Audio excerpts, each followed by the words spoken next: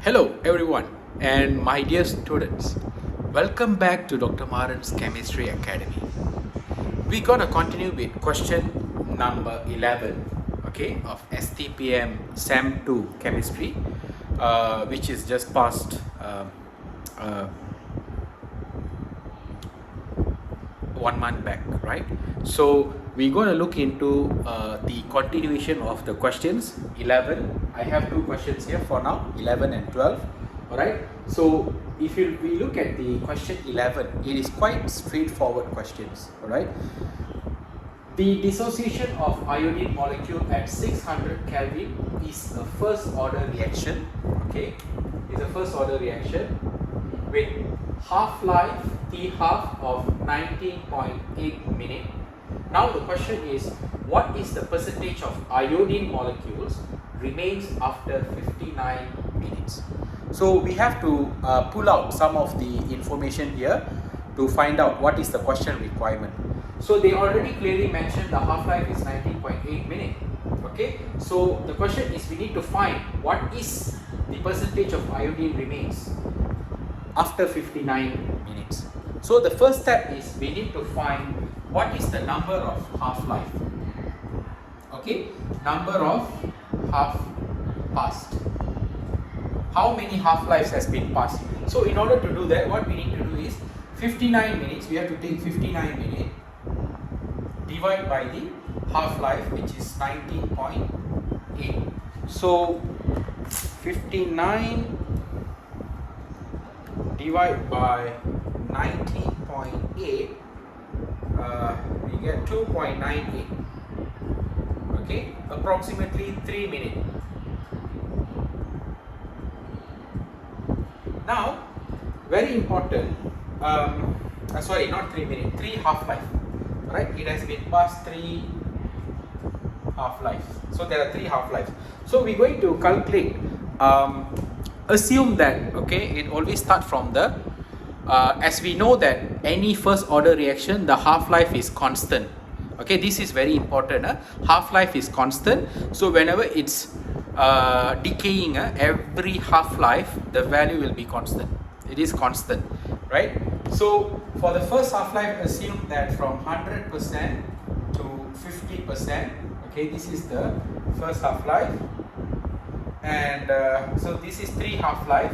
So we're going to do all the 3. Okay, 50% to 25%. This is the second, right? And the third one is 25% to 12.5%. So this is the third. So it has passed through all the 3 half-lives. So what we can find out here is the percentage remains will be 12.5%. Okay, so this is why, because we took about 3 half-life, it's actually 2.98 approximately. So we get 12.5. So the closest answer here is A. Alright, the closest answer is A. But we have another option, another alternative that we can also find here, which is, as we know, the half-life is 1 to the power of n. Alright, so 1 over 2 to the power of n. What we're going to do, half-life n is basically the one that we found earlier, which is 2.98. So if you want to be more accurate, we put the exact value that we got, which is 2.98, and I'm going to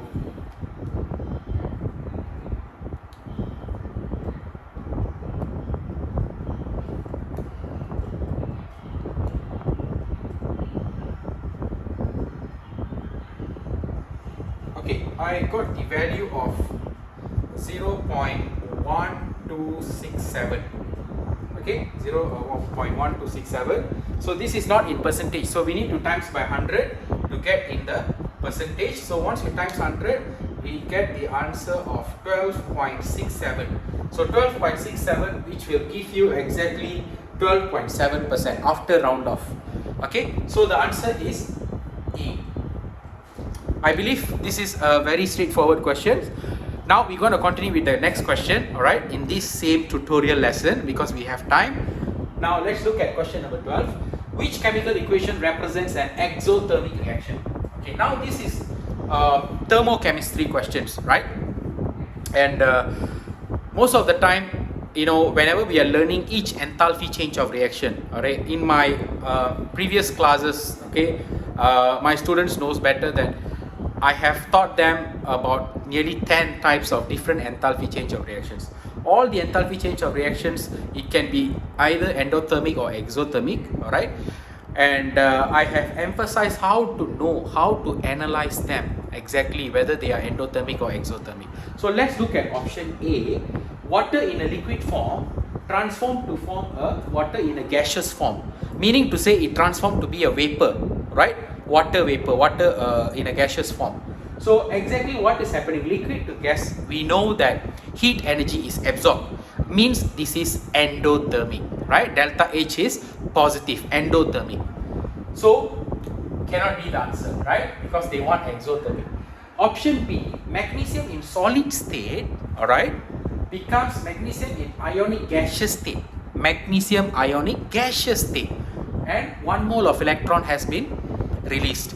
So this is actually indicating that enthalpy change of ionization, first ionization energy, because magnesium will undergo 2 ionization energy, right? So from here it will become Mg2+, but this is the first ionization energy. So always remember, ionization energy is involving what do you call, absorption of heat energy. So this should be endothermic. Okay, to remove 1 mole of electron, atom should absorb heat energy, all right, to excite or to remove that 1 mole of electron. So we have to understand that this is again endothermic, hence cannot be the answer. Option C, sodium chloride in solid state.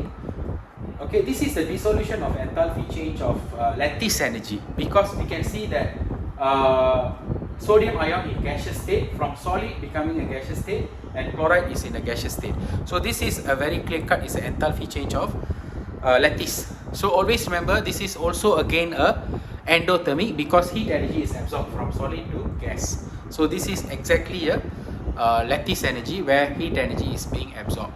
So again, can't be the answer. The only options that we have right now is option D. And let's look at option D also. Why this is an exothermic. Now sodium hydroxide in a solid. So this is what we call this as a pellet. Okay, pellet sodium hydroxide in a solid state, becoming a sodium ion in aqueous state.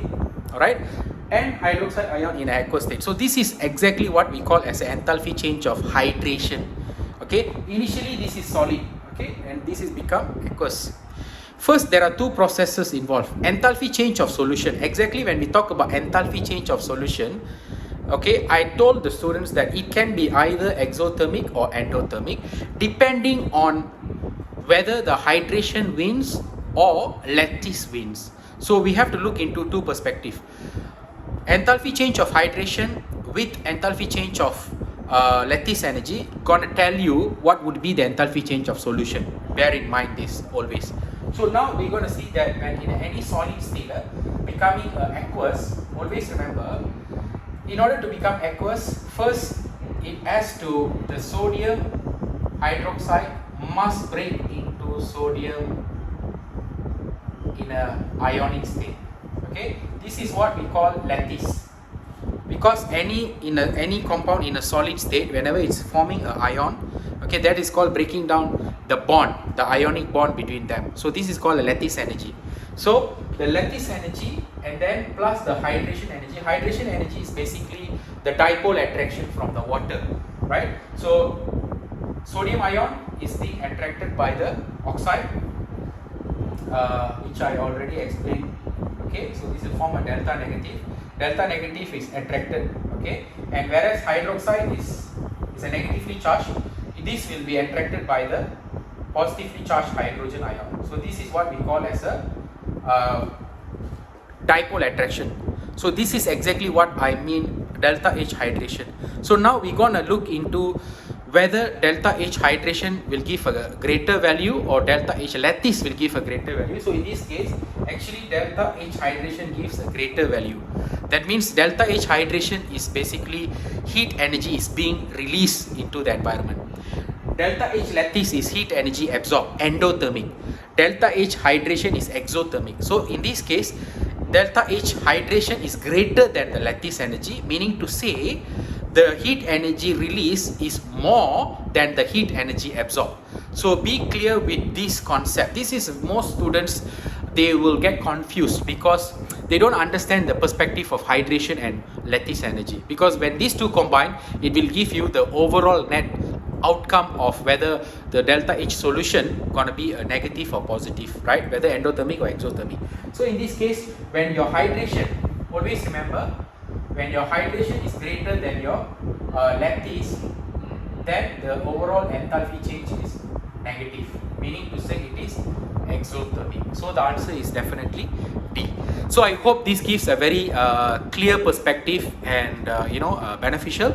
So please stay tuned and follow Dr. Maran's Chemistry Academy for more exam-based question discussion. And please don't forget to subscribe and follow my TikTok channel. I will see you in the next question discussion, which is question 13 onwards. All right, see you, take care.